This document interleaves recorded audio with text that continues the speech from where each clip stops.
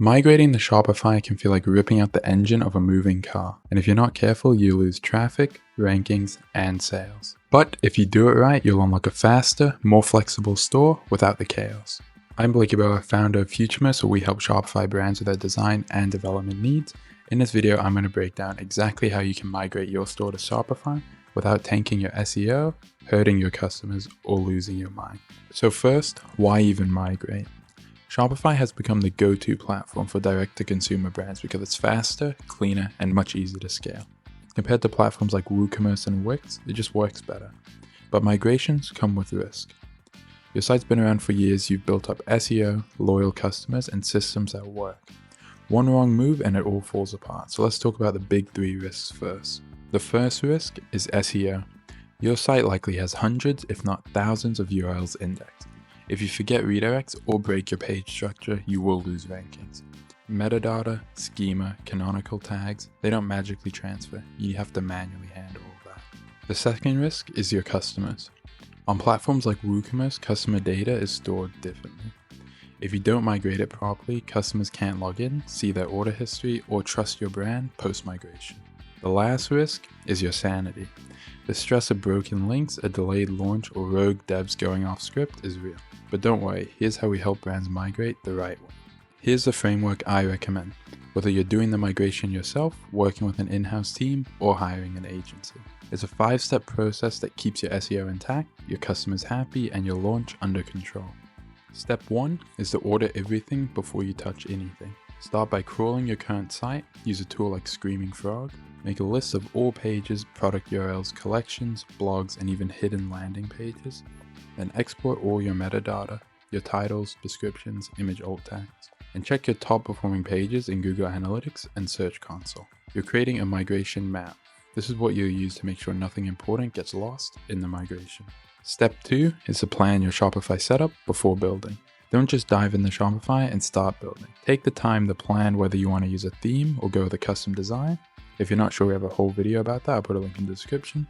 You're also going to want to plan your app stack as well as your URL structure. If you're scaling, this is also the time to consider whether Shopify Plus is worth it.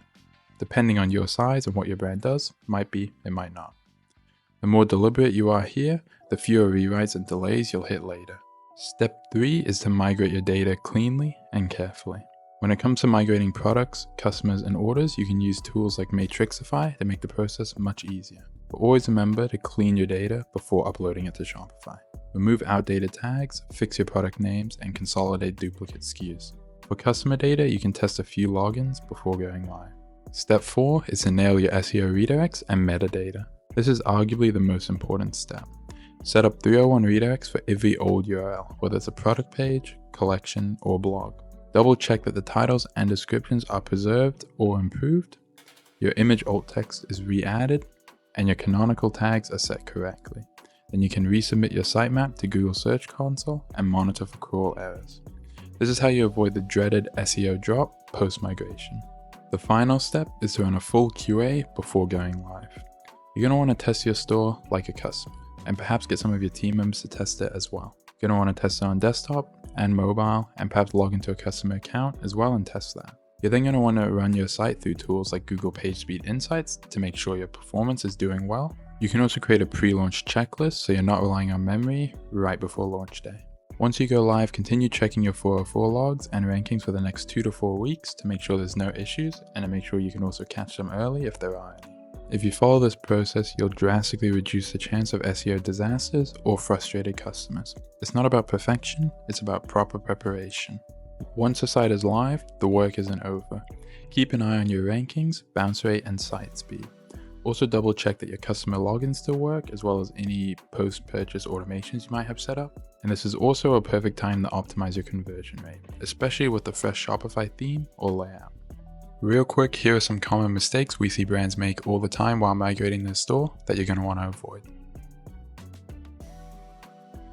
So that's how you migrate to Shopify without losing your SEO, your customers, or your sanity. If you want help mapping your migration or want us to do it for you, use the link in the description to book a free discovery call with WooCommerce. Thanks for watching this video, and remember, migration doesn't have to be a nightmare if you plan it right.